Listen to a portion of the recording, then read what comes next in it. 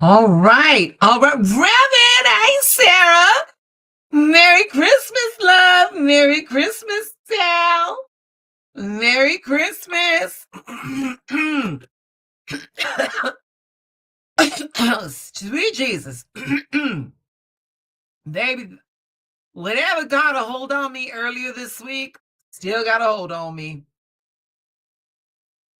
Oh, shit. My monitor. I cannot see my chat. Let me get my chat. Let me get my chat. Sally is coming to us from the bottom of the Merry Christmas, Sal. Sal, you hear what Rabbit said? Rabbit said you like SpongeBob. You coming from the bottom of the ocean, okay? That baby, Lady Sarah is too many different things. Oh my word! Oh my word! How's everyone doing? Oh, how was your holiday? Oh, I am currently wearing one of my gifts, one of my several gifts. This was given to me by my mother, my mo dear, a Liz Claiborne robe in 2X. Not that I need it, I just like a lot of room. So yeah. So yeah. There we are. There we are. Hold on. Yeah, listen, y'all. I have definitely got to get this tab as usual. I've got to get a decent green screen because I'm coming in and out of this bitch right here. All right. All right. I hope everyone survived the holidays. Sal, are you at work or are you at home?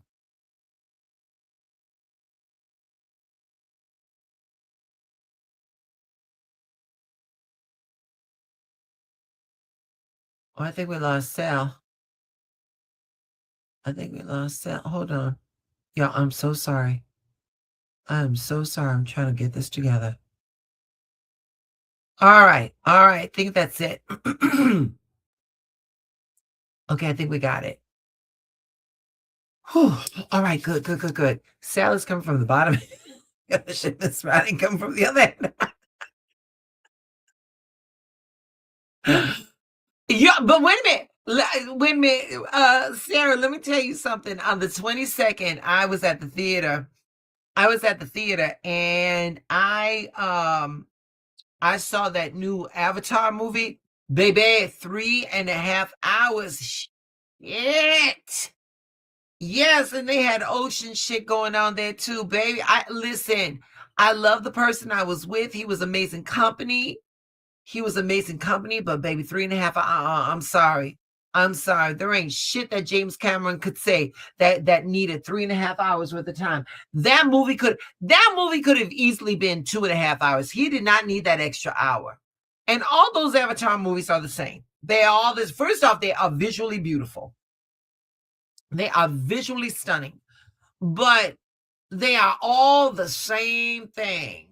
You know, we are connected to the earth. We are connected to one another. If you are disenfranchised from something more profound than yourself, you are bound for destruction. I get it. But 3.5 hours? Oh no. That's too many things. But Islam, hold on. Islam.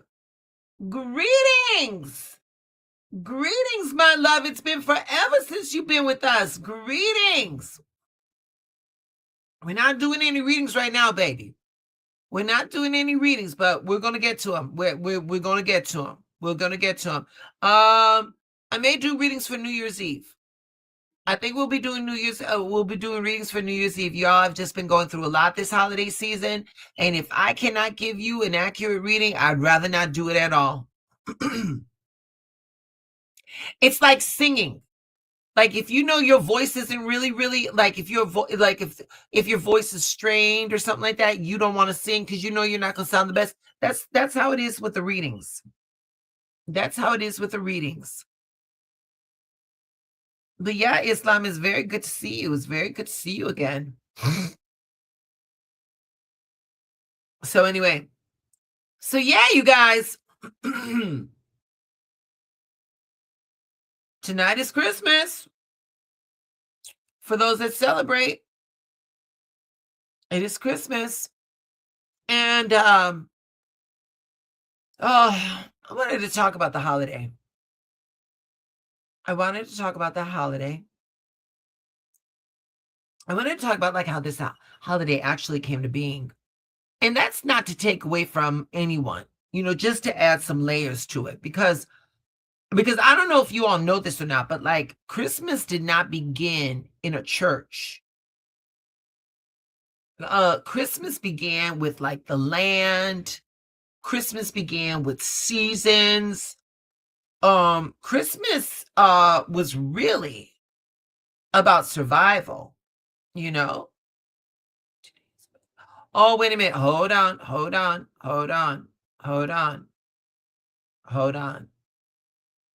Islam. Islam. Let me get through what I'm going to get through. I'm going to drop the link. I dropped the link you can get on and we can talk. Are you okay with that? You all right with that, baby? And maybe we can work it out. Okay?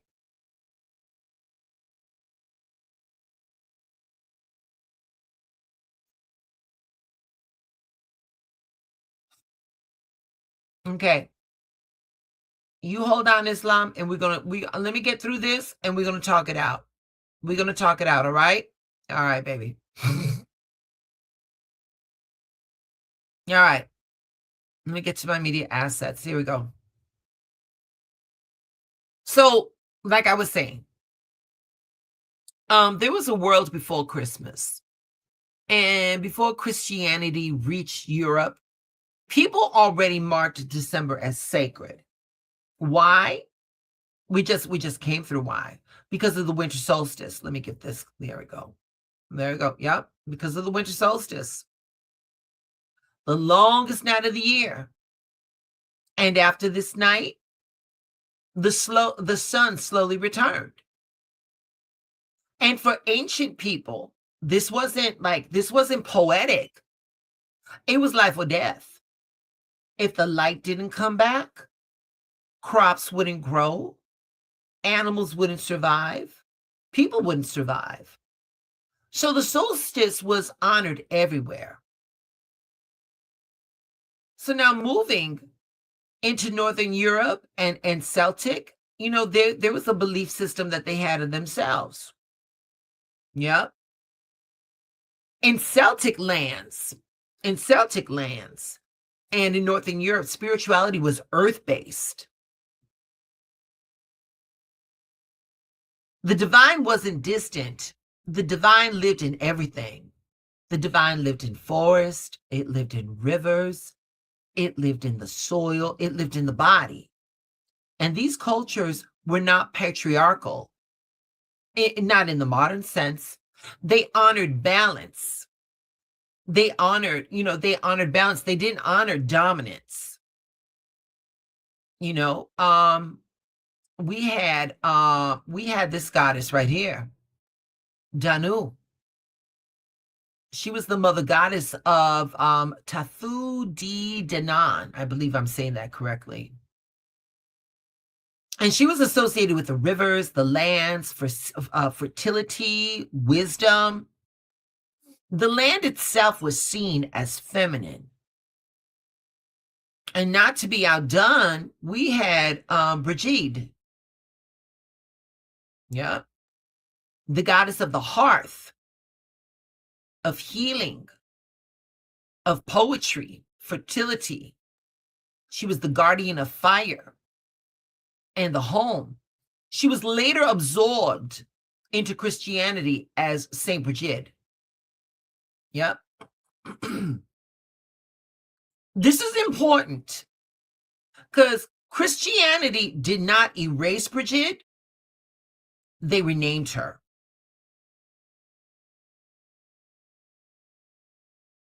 Yep.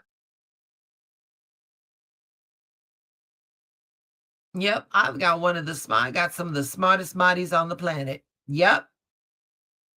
Exactly. And we're gonna get to that, Sarah. We definitely gonna get to that. Yep. We um with that moving in with the solstice, we have what was known as the Yule.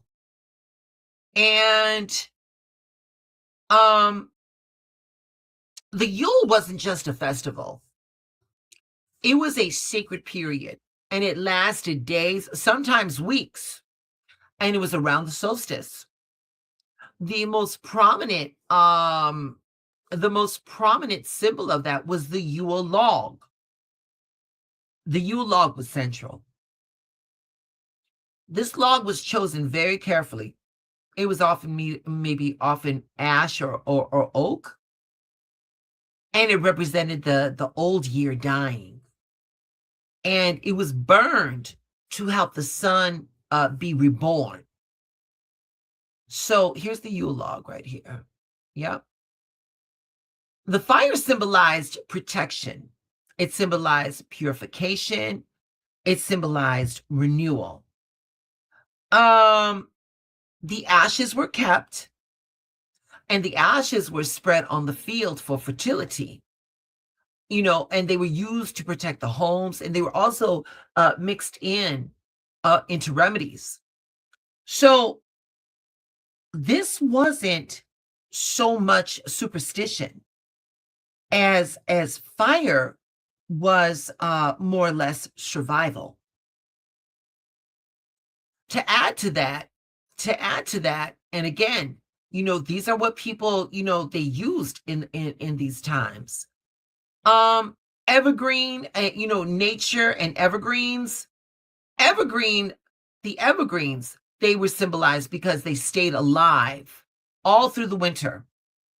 And they symbolized hold on for a second, sorry guys. And they symbolized life that doesn't die. The endurance, continuity. Homes were decorated with pine and holly and ivy, and not for decorations, but for protection and blessings. And this is where the origins of our Christmas tree, this is where the Christmas tree and the wreaths and the greenery, where they all come from. So as Christianity was spreading, Rome already had a celebration about this time. It was called Saturnalia. Yep. And I got a media aspect for that right there. Look at that. Saturnalia ran mid-December through the 25th. It included feasting. It included gift giving.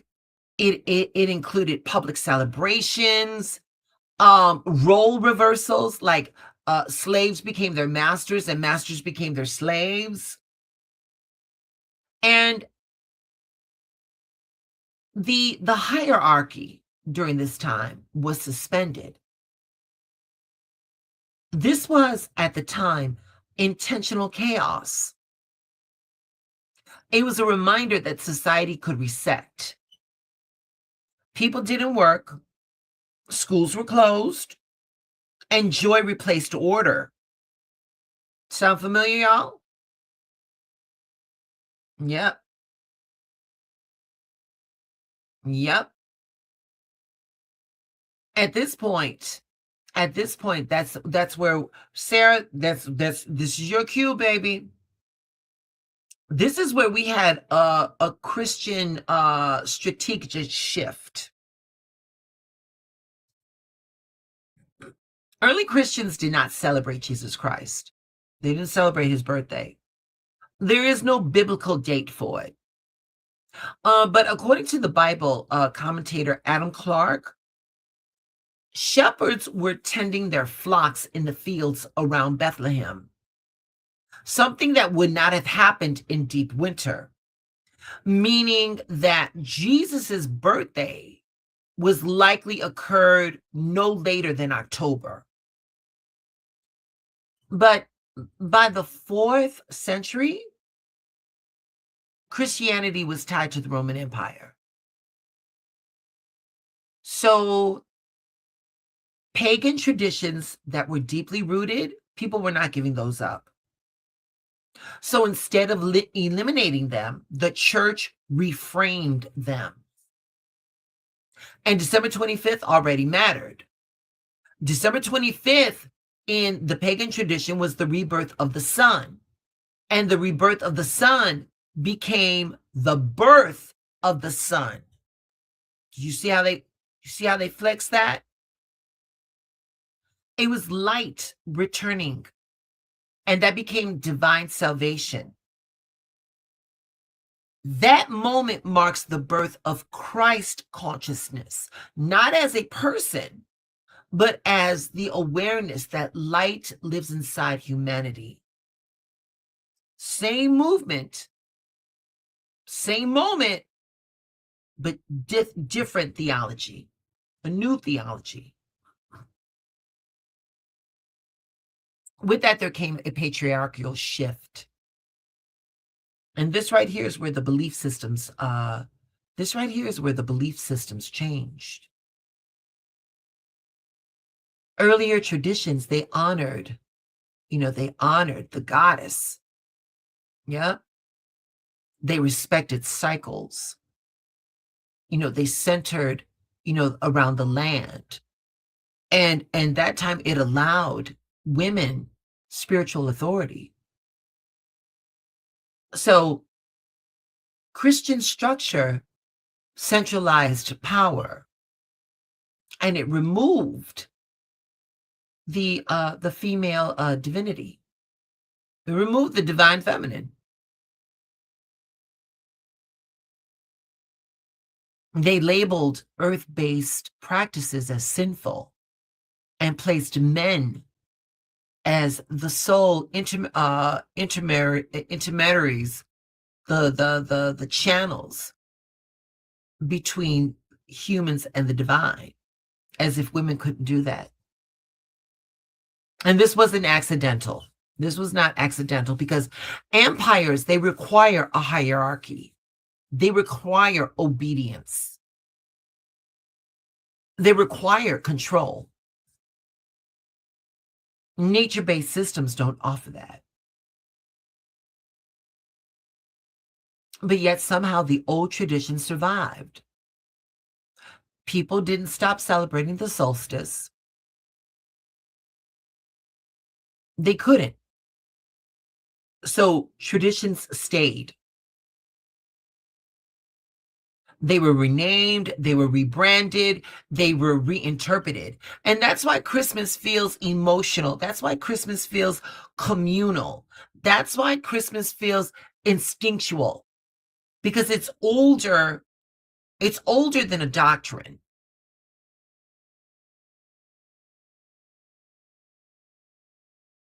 But now we're moving through time with this holiday. And we already know that Christmas began as a nature-based observance, and then it was reframed by Christianity. But here's the next shift that people don't talk about.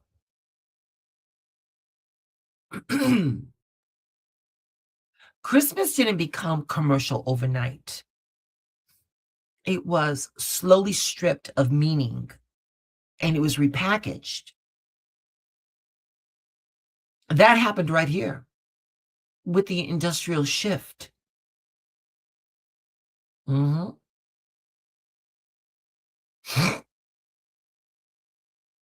societies moved away from a land-based living into cities, something changed. People no longer farmed together. They no longer depended on seasons directly.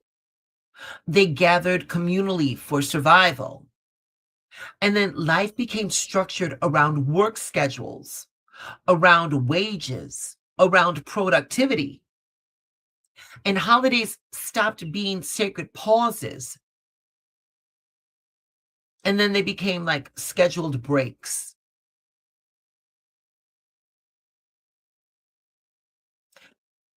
Once time became money, celebrations became opportunities.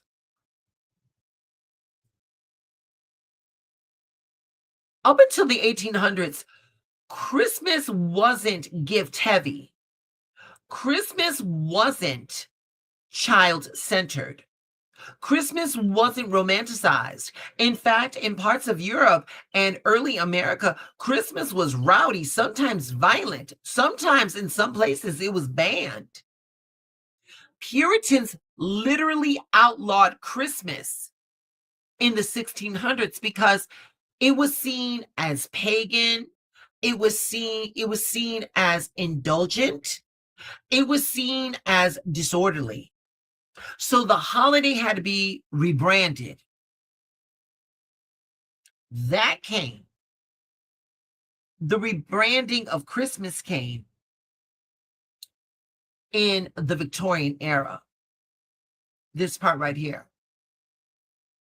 We got this Victorian makeover right here. In the 19th century, Christmas gets softened. This is where we get family-centered Christmases.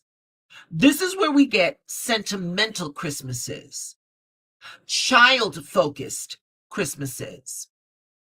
This right here, Charles Dickens, A Christmas Carol, reframed Christmas as generosity, as moral responsibility, and emotional warmth.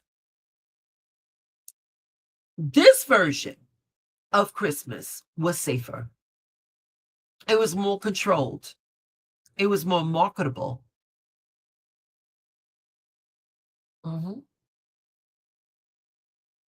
More marketable. Yeah. With that marketability, at this point, that's where we come into, and that's how we bring in Santa.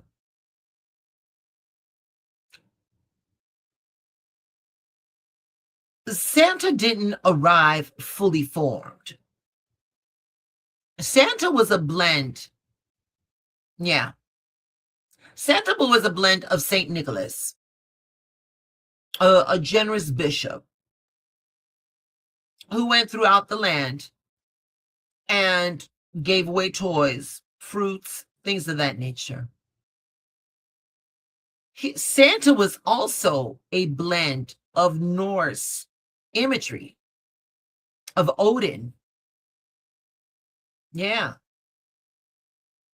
With his long beard. Yeah, this is European folklore right here. Originally, Santa was thinner, sometimes serious, sometimes with I think it's Krampus, was very unsettling and wore different colors. Santa wasn't a mascot yet. That changed. Santa became that mascot in the 1930s. Yeah.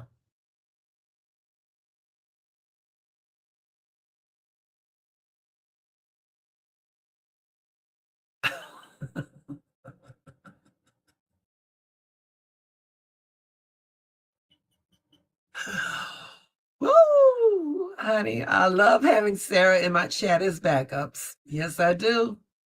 Yes, I do. In the 1930s, Coca-Cola wanted to increase winter sales. Coca-Cola needed warmth. Coca-Cola needed familiarity. Coca-Cola needed joy and nostalgia. They hired this man right here. Haddon Sundbaum. Yep.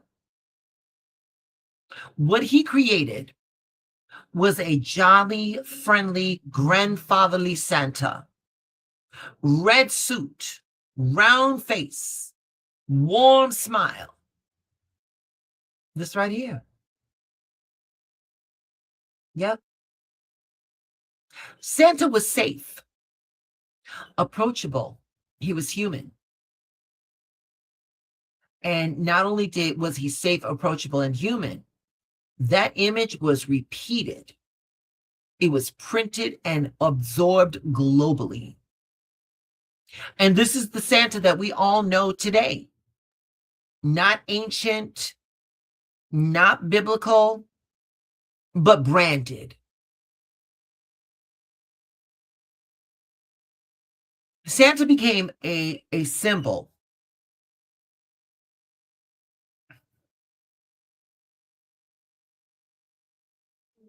Santa became a symbol. He became a symbol of modern Christmas.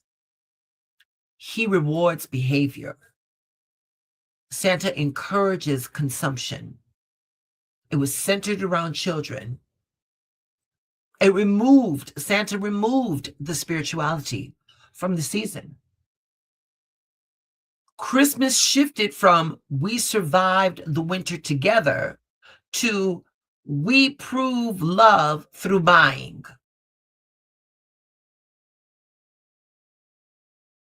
And capitalism took the wheel. And by the mid 20th century, retail defines the season. Advertising sets our expectations. Spending becomes mandatory.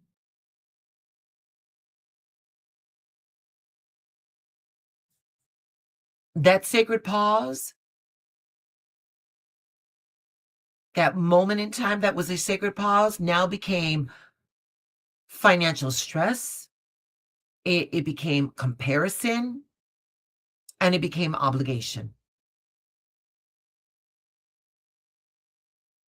And that celebration of the light coming back, the light didn't disappear. It just got buried under the receipts. And for so many people, this is why this time of year can feel so empty for so many. You know, I hear people say Christmas doesn't feel the same anymore, and that's because it's no longer tied to communal survival. It's no longer tied to cycles. It's no longer tied to the land. It's tied to output. Humans feel lost instinctively.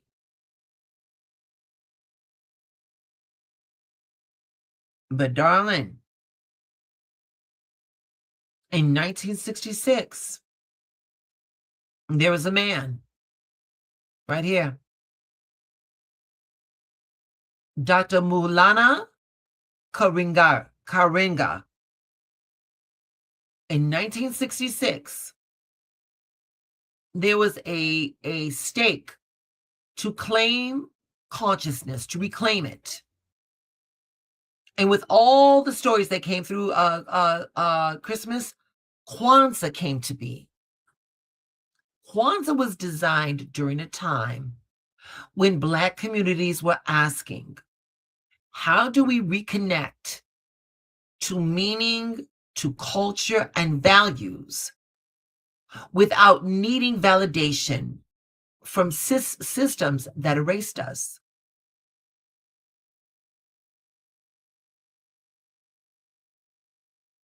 Kwanzaa wasn't meant to replace Christmas.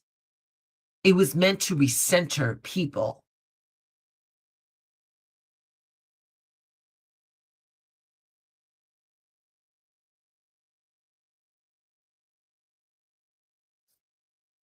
Kwanzaa runs from December 26th to January the 1st. And it mirrors Hanukkah in a certain kind of way. In Kwanzaa, each day is centered around a principle. not a myth, not a figure, but a practice. Where modern Christmas emphasizes what you receive, Kwanzaa emphasizes on who you are. So there were 7 principles. Principle number 1, which would have been the first candle that would be lit, it was umanja, which means unity. The other one is kujichagulia. I believe that's how that goes. And that was the principle of self-determination. Ujima is the third principle, that is collective work and responsibility. Ujama is cooperative economics. We would support local businesses, things of that nature. Nia is another principle, and that is purpose. What were we designed here for? And Kumba is creativity. And Imani is faith. And every 7 days, you would receive a gift that was complementary to the principles that were celebrated on that day. And like I said, Kwanzaa mirrors Hanukkah in structure and intention. Both involve a daily ritual, which is lighting of the candles. You know, both were designed for survival and resistance. Light added each night, meaning built day by day. So when we bring it all together,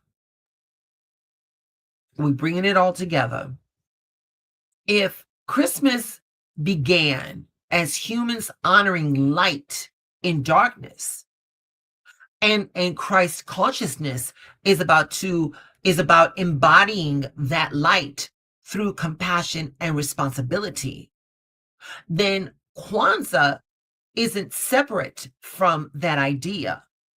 It's a modern expression of it. Light lived, values practiced, community centered.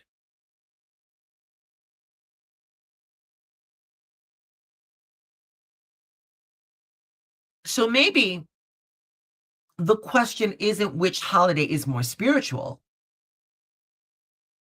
Maybe the real question is which one helps us remember who we're responsible to. Because any tradition that pulls us back to unity, any tradition that pulls us back to purpose and care, that's a sacred time. And we need more of that, not less.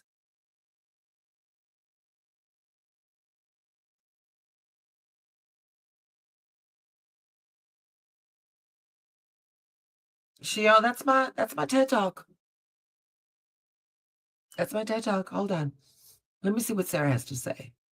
Sarah writes, if you have the chance, you should watch The Hogfather. It's a comedy miniseries, but more or less about the, oh, okay. I remember wanting to celebrate Kwanzaa with my neighbor when I was 7. She was a person of color, a little older than me, who celebrated Kwanzaa. I went to give her presents for Kwanzaa, and my father screamed in my face that it was racist for me to do that. He still took the gifts though. Wow. Well, I'm sorry that happened to you, baby. You deserved better than that.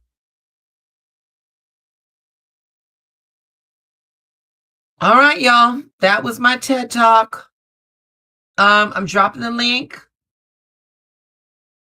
There's the link. Anybody that wants to come on, let's discuss. Tell me how you spent your Christmas. Tell me what you got. Tell me what was your favorite part. We also celebrated Hanukkah with our Jewish neighbor. Nice. Yes, it is. Yes, it is.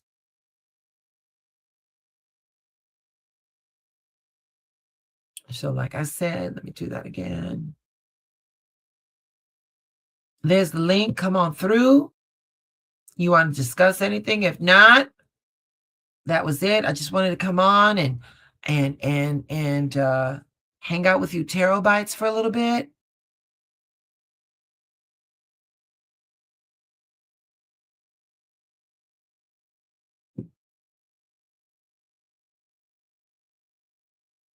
Light in the dark with the devil. Exactly. Exactly. Okay, so is Islam still here? No. Nope.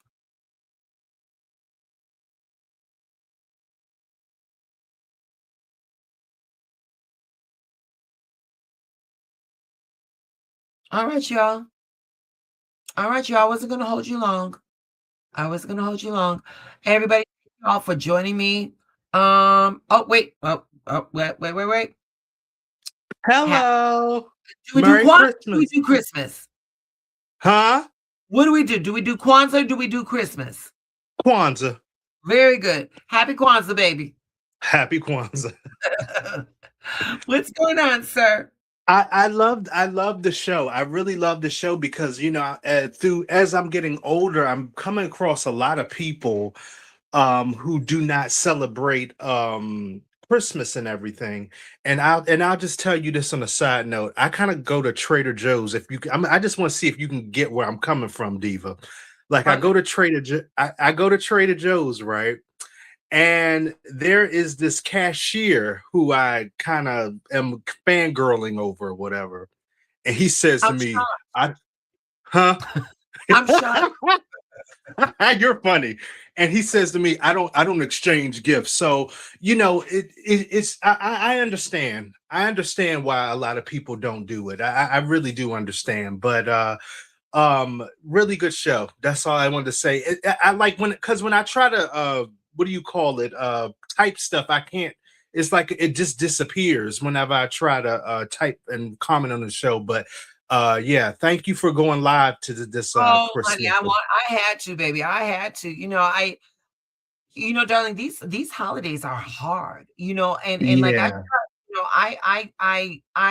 I do remember doing maybe one or two lives where I addressed it.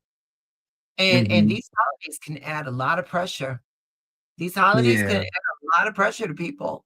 And Yeah. yeah, I remember one year I was down bad.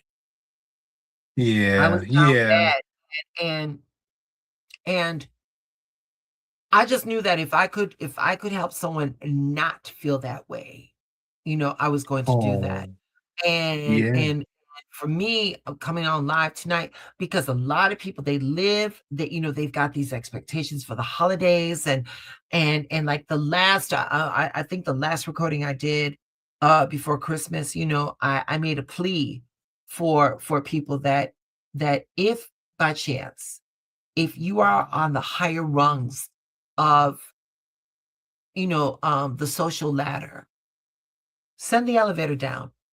Send the elevator down for some people that are a little bit more reclusive. Send the elevator down for people that don't get out much or something like that. Just listen, they don't have to get in the elevator just as long as they know that somebody sent it down. That's all I'm asking. You know what I'm saying? Because Yeah. people may very well be like, no, I just want to be here by myself. Oh, okay, and I'm not going to, take that away from nobody. But there's a difference between somebody that wants to do it and somebody that has no other choice. And that's where I